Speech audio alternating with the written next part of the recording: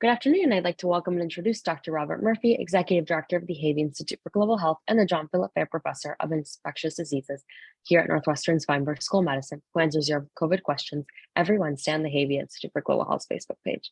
See, Dr. Murphy will be answering your submitted questions and addressing the latest COVID headlines through today, October 21st.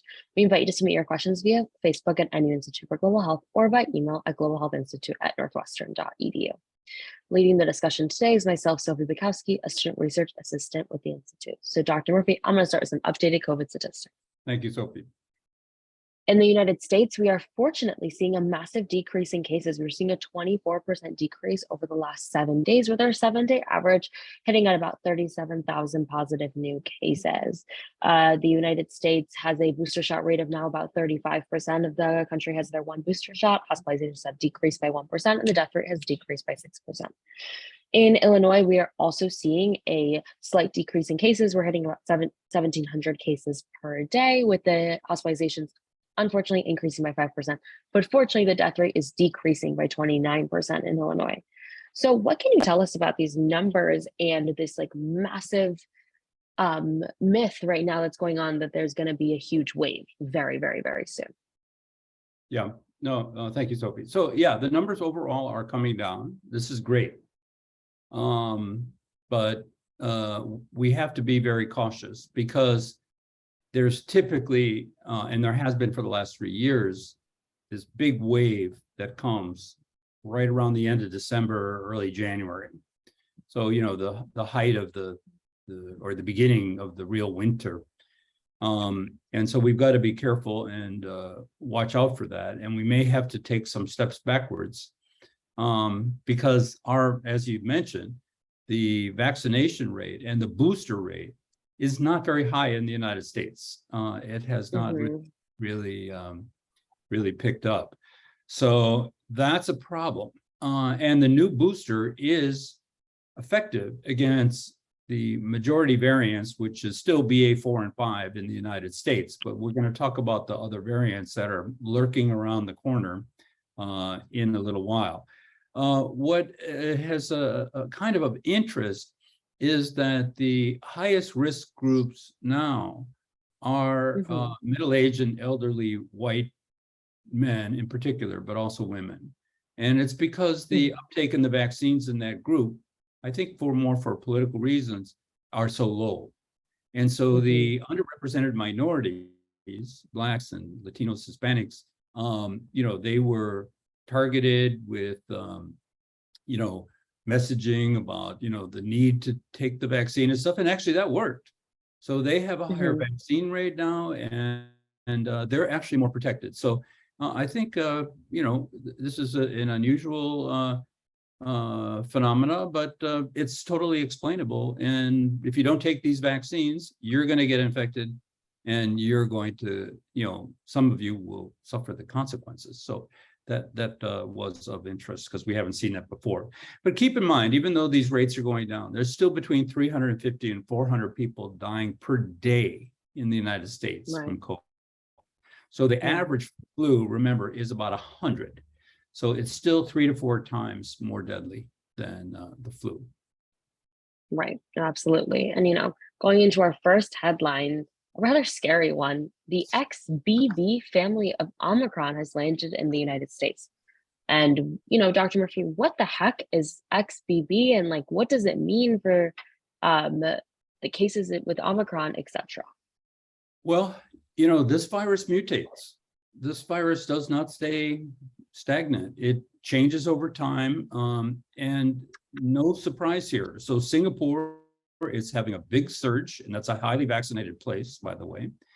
And they've got XB and XBB1 has been detected in the United States. It doesn't even make up 1% of the cases now, but it's growing. There's only been 16 cases really reported, and those were from New York. So XBB is a combination of 2 different Omicron spawns. It comes from BQ.1.1, which is very immune evasive. And so all the monoclonal antibodies and stuff don't work with BQ.1.1. And so these are increasing and rising quickly. And this is going to be a big battle, whether this can really take over BA 4 and 5, because it's going to change our clinical approach to people who are sick and need the antibodies. The vaccine should still work. Okay, that's wonderful to hear.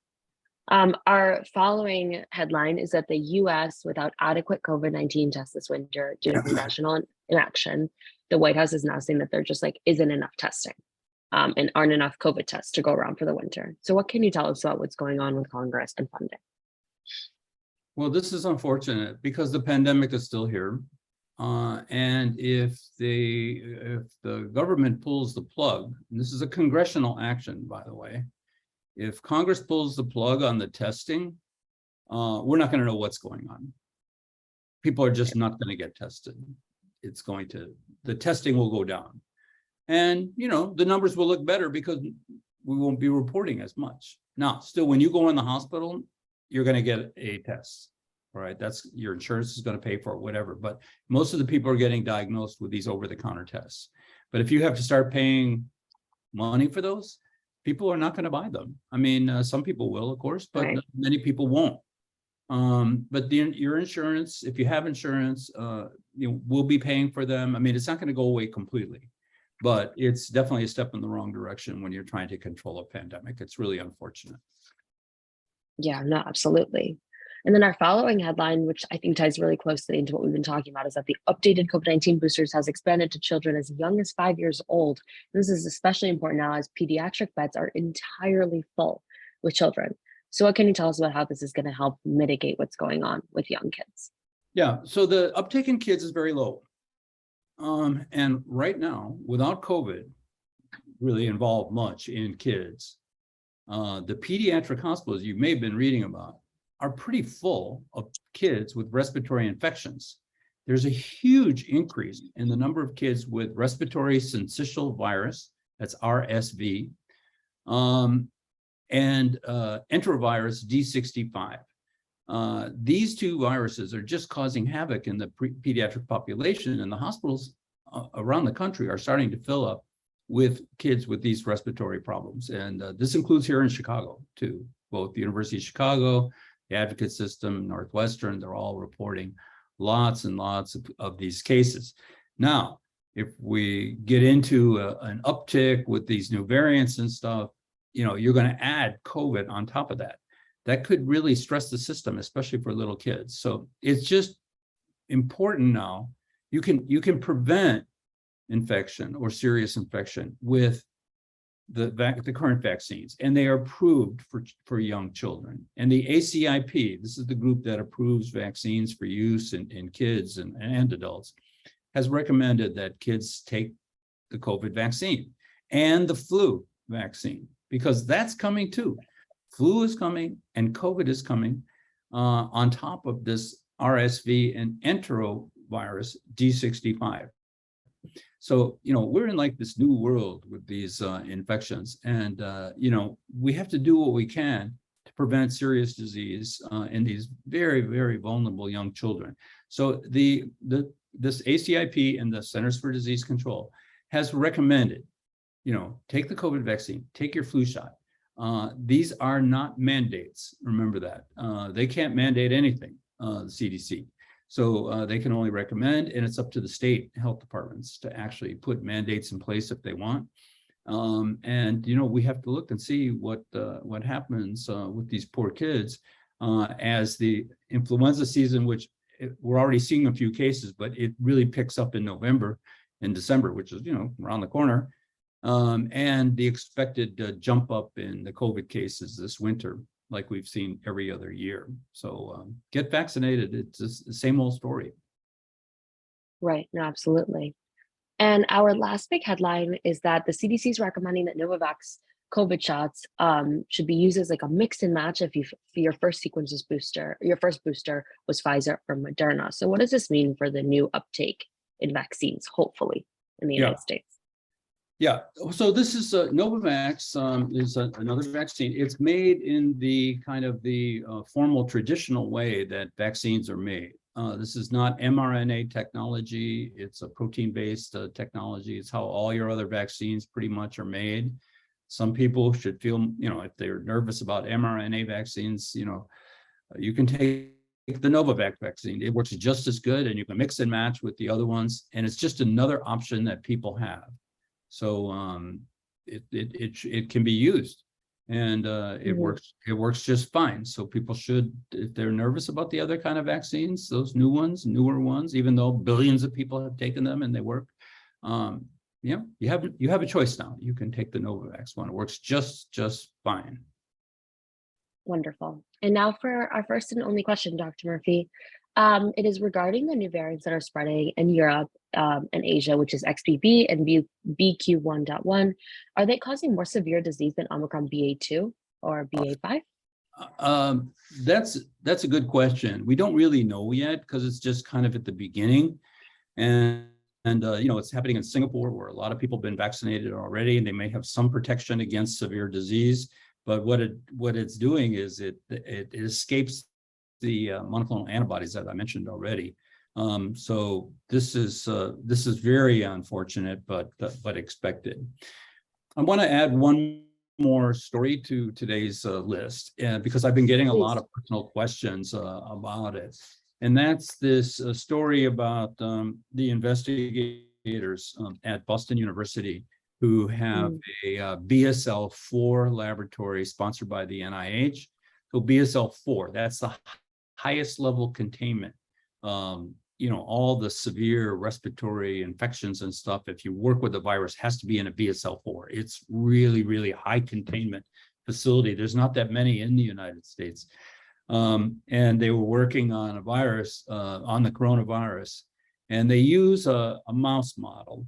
The mouse is very susceptible to COVID, and with the original COVID virus from Wuhan, these mice all die. Every one of them dies from COVID. All right, so they were changing the virus structure.